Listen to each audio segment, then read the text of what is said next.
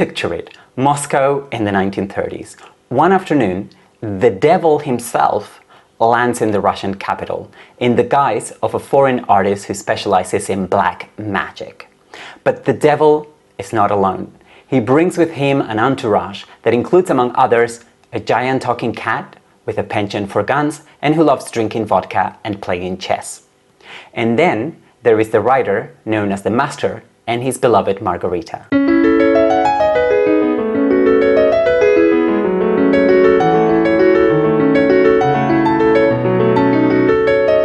Master and Margarita is a novel by the Russian writer Mikhail Bulgakov. It was first published in 1967. I read the English translation by Richard Pevier and Larisa Volokhonsky, but other versions are also available. Please see the show notes for more information. The Master and Margarita is a masterpiece. I have read it 3 times now, and every time I read it, I have more fun than the time before. And I always take something new away from it. This novel is many things, and that makes it hard to describe. It is in part a satire of artistic life in Stalinist Russia, but it is also in specific sections a retelling of the judgment and death of Jesus of Nazareth. I'm going to get into all of that and more in this video. But first, let's talk about its author and how he came to write this masterpiece, because in this case, knowing about the writer's life helps us understand and appreciate his work even more. Mikhail Bulgakov was born in 1891 in Kiev, which was then part of the Russian Empire, and he died in 1940, aged only 48, in Moscow, then the capital of the Soviet Union. Bulgakov spent the last 12 years of his life between 1928 and 1940 working on The Master and Margarita, but the novel was only published for the first time decades later, in 1967, and we will talk more about that a bit later in the video, because there is a connection between his struggle to write the novel and the plot of the novel. Nowadays, most people know Bulgakov as the author of The Master and Margarita, which is by far his most popular work and one of the most famous Russian novels of the 20th century. But Bulgakov wrote other novels, shorter fiction, and mostly theater plays. He was a popular playwright in his native country during the 1920s and 30s. However, Bulgakov struggled with Soviet censorship and had some of his works banned by the government, although, interestingly, Joseph Stalin is said to have been a fan of some of his plays. Before becoming a professional writer, Bulgakov had been a medical doctor. He even served as an army physician for the Ukrainian People's Army in the Northern Caucasus. But he abandoned his medical career and became a professional writer after suffering from typhus. At the end of the Russian Civil War that followed the revolution of 1917 and the rise of the Soviets, Bulgakov moved to Moscow. There, he would become a part of the literary establishment, and his experiences as a writer and his dealings with Soviet bureaucracy, as we will see, make their way into The Master and Margarita. In the early 1920s, Bulgakov and his first wife, Tatiana Lapa, moved to an apartment in Bolshaya Sadovaya Street near the Patriarch's Ponds, which is a famous park in Moscow. And it is there, at the Patriarch's Ponds in Moscow, that The Master and Margarita begins. We first meet 2 Soviet writers, Mikhail Alexandrovich Berlioz and Ivan Ponirev, better known as Homeless. It is a warm early evening and the 2 colleagues are discussing a poem written by Homeless. Both authors belong to the Writers' Union, Masolit, which is an acronym meaning Massovaya Literatura, or in English, Literature for the Masses. Anyway, the problem they're discussing is that in his poem, Homeless makes Jesus seem too real, or at least that is what Berlioz is criticizing him for. This, by the way, was a line of thinking that was encouraged, to say the least, at that time in the Soviet Union. The state was officially atheist, and the mere existence of Jesus, even as a historical figure, was often denied. But when Berlioz was trying to convince his friend that Jesus never existed, a stranger shows up out of the blue and interrupts them, and things become stranger from then on. We later learn that the stranger, who goes by the name of Voland, is none other than Satan himself. So the stranger, who Berlioz and Homeless take to be a foreigner, insists that Jesus existed. But how can he be so sure? Well, He claims he was there when Pontius Pilate authorized Jesus' execution. The novel then moves to that very morning in Jerusalem when the Roman procurator of Judea condemned Jesus. But in his novel, Bulgakov uses Hebrew names originally transliterated to Russian. So Jerusalem is Yerushalayim and Jesus is Yeshua. The main narrative taking place in Moscow in the 1930s is interrupted thus by a parallel narrative telling the death of Jesus. And that happens a few more times throughout the novel until both plot lines meet. The Jesus narrative is a novel within a novel, and there is an explanation for that. Yes, because The Master and Margarita is not the story of Berlioz or Homeless. The protagonists are a writer known as the Master and his lover Margarita. But we are only introduced to the Master in chapter 13 and Margarita in chapter 19. The Master and Margarita is also an extremely witty satire about life in the Soviet Union, and what is fascinating is that the novel uses supernatural elements like the devil, magic, etc. to complicate official notions of rationality and materialistic thought that were prevalent at the time. How would a state in which there has to be a reason and a rational explanation for everything deal with the visit of Satan and the havoc he will raise? The novel has an answer for that. But let's not forget that The Master and Margarita is also a dark comedy. It is a laugh-out funny novel, and it only gets funnier the more you read it. But what about those sections that take place in Judea? Why are they there? Well, they are fragments of a novel written by the Master that has been rejected and has ruined his career. And this is where we see echoes of Bulgakov's own literary career, because writing The Master and Margarita took him many years, as we saw, and the novel wasn't published for a few decades in Russia or anywhere else after his death, and then only thanks to the hard work of his third wife, Yelena Shilovskaya. Bulgakov rewrote this novel many times and even at some point burned the manuscript, something that is also echoed by the Master in the novel, who also burns a manuscript of his own novel about the execution of Jesus. To me, the Master embodies the artistic struggles of writers who live under totalitarian regimes. That is why the Master's name is not important. We only know him as the Master, that's how he's referred to in the novel, and we only know a few scant details about him. He could be based on Bulgakov himself or another Russian writer like Maxim Gorkin, for example, but I don't think that's very important. What matters to me is how the rejection and harassment that the Master has been subjected to have a toll on his mental health.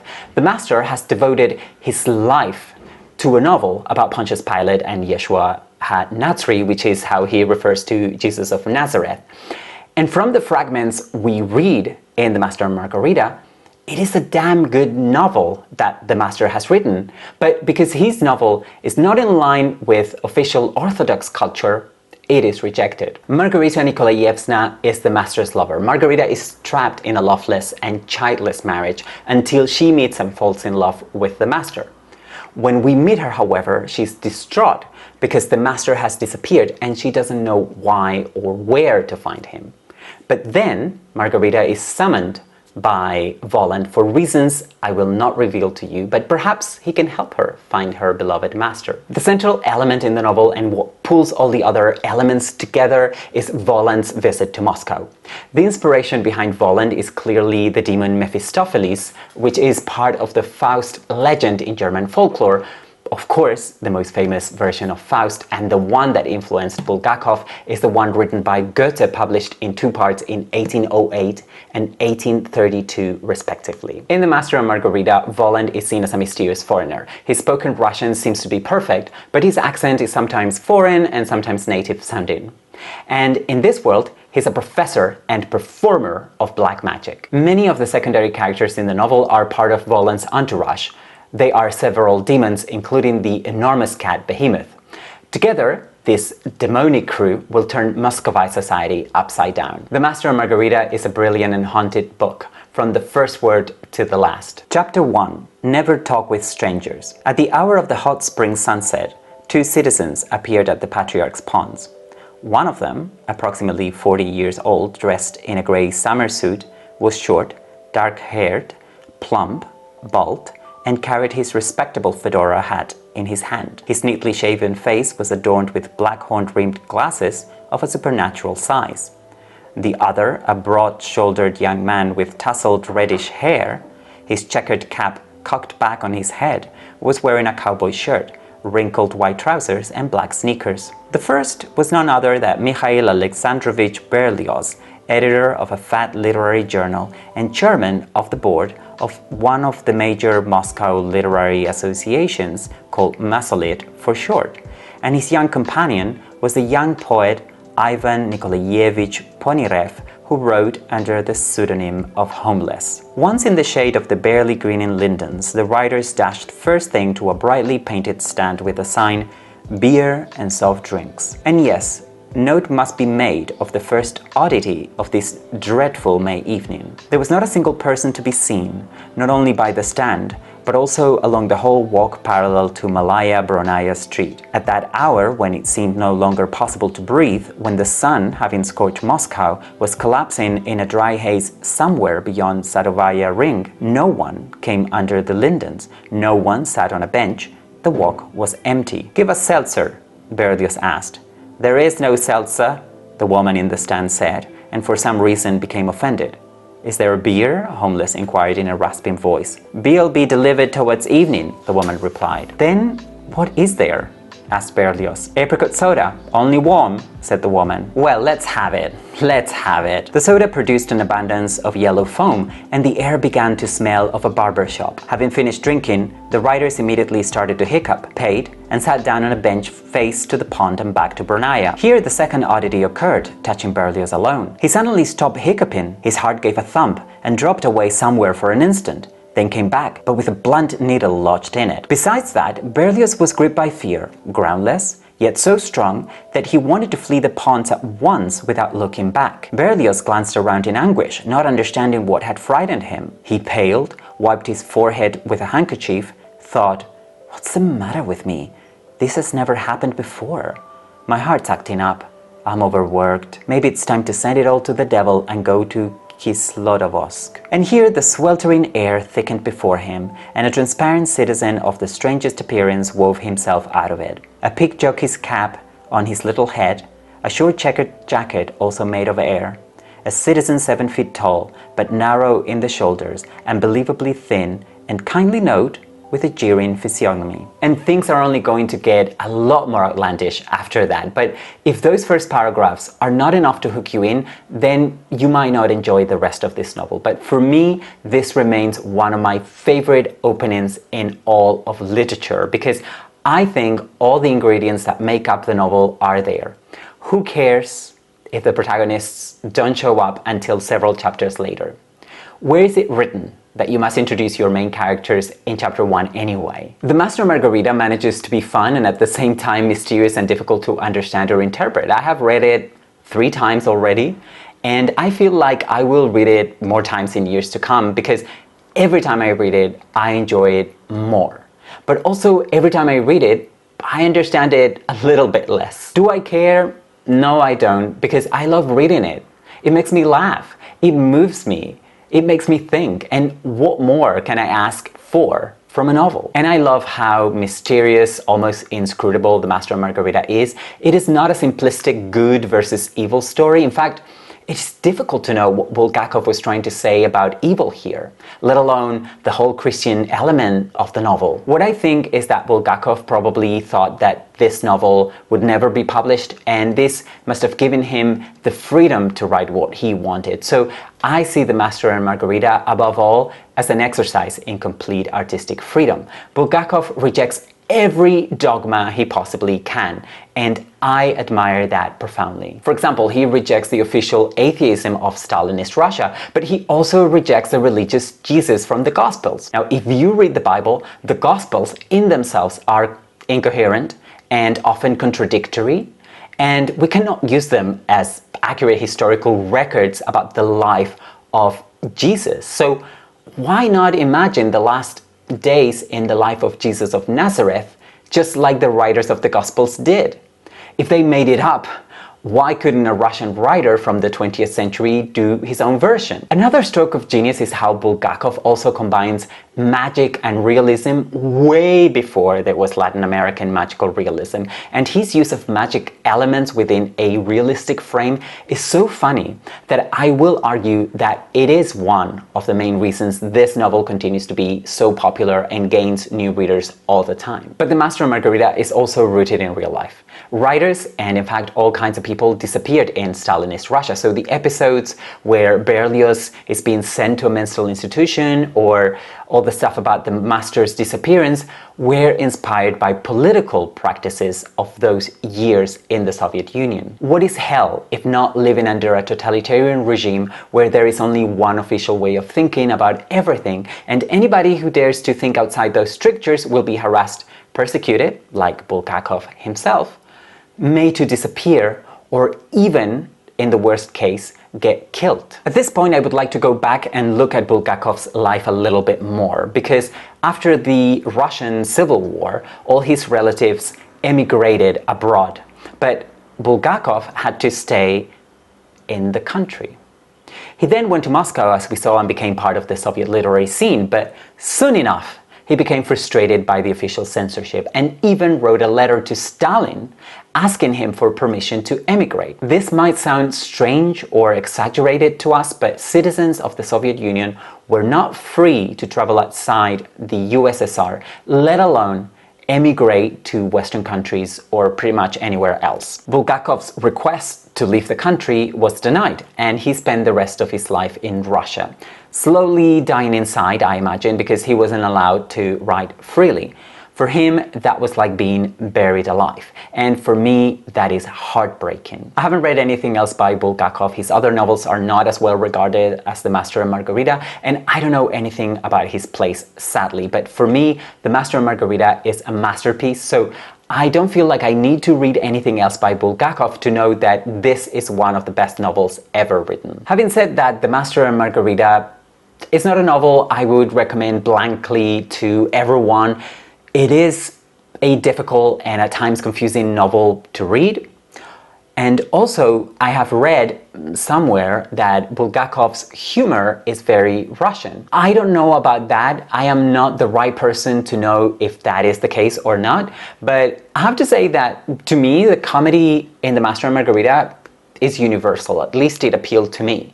Meaning that I don't think you need to be from a specific cultural or national background for this novel to make you laugh. But I would also say that its humor, the novel's humor, may not have universal appeal. If you have had the unfortunate experience of dealing with Byzantine bureaucracy or have lived under a dictatorship, you might get closer to understanding the source of much of the humor in the novel, but I don't think you need to have experienced anything so extreme to find the novel funny. If you are someone who finds people who take themselves too seriously funny, then The Master and Margarita will make you laugh. Okay, if I summarize the plot of this novel now, you might think it is all nonsense, but the meeting of Berlioz and the Master at an asylum, Voland's magic shows at the Variety Theatre in Moscow, Margarita becoming a witch at Satan's midnight ball and then flying off naked, the day of that ball by Satan being Good Friday, which is when Christians believe Jesus Christ died on the cross. All of that and everything else that happens in the plot makes sense in the context of The Master and Margarita. If you're thinking of reading this novel, know that you will also need a high tolerance for what we now call magical realism. But I can guarantee you that Bulgakov's brand of magical realism, if we can even call it that, is different from anything you might have encountered in writing before. The Master and Margarita is difficult to classify, and that makes it hard to compare it to other books, but I have two other books that are impossible not to mention concerning The Master and Margarita. I have even mentioned one of them already. Both books are German and not Russian, but the significance of that, if there is any, escapes me. The Master and Margarita is on the same level of Kafka's The Trial, and for Bulgakov's demonic creations, particularly Voland and His Significance, I would recommend reading the tragic play Faust, Part 1, and if you're feeling brave, also Part 2 by Johann Wolfgang von Goethe. But The Master and Margarita is unlike those two books in so many ways, and it is also unlike those big Russian classics that everyone has heard about. The Master and Margarita is unlike any other novel I have read. I wouldn't call The Master and Margarita a feel-good book, but it has an optimistic outlook despite everything. This novel is funny, profound, outlandish, moving, and haunting. So I give The Master and Margarita 5 out of 5 stars.